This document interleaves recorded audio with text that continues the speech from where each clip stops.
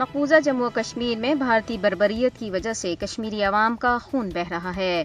کپواڑہ میں بھارتی ریاستی دہشت گردی کی تازہ کارروائی میں بھارتی فوجیوں نے مزید 2 کشمیریوں کو شہید کر دیا ہے۔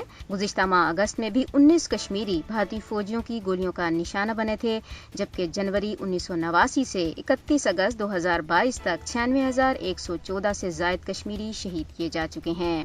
مقبوضہ علاقے میں قتل و غارت گری کا مقصد کشمیریوں کو خوفزدہ کر کے تحریک آزادی سے دستبردار کروانا ہے۔ RSS کی حمایت یافتہ مودی حکومت نے تو مقبوضہ علاقے میں ظلم اور بربریت کے تمام سابقہ ریکارڈ ہی توڑ دیے ہیں۔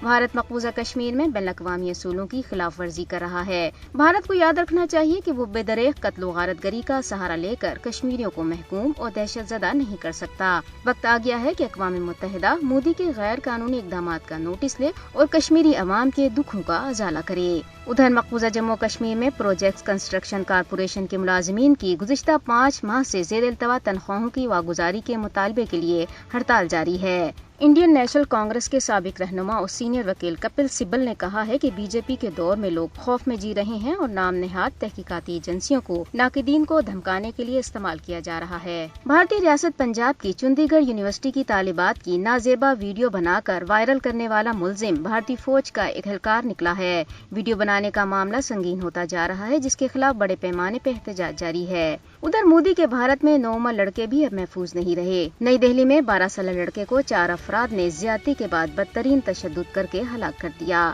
پاکستانی وزیر خارجہ بلاول بھٹو زرداری نے کہا ہے کہ پاکستان بھارت کے ساتھ امن کا خواہاں ہے، تاہم یہ اسی وقت ممکن ہے جب بھارت تنازع کشمیر اور اسلامو فوبیا پر اپنے انتہا پسندانہ موقف سے پیچھے ہٹ جائے۔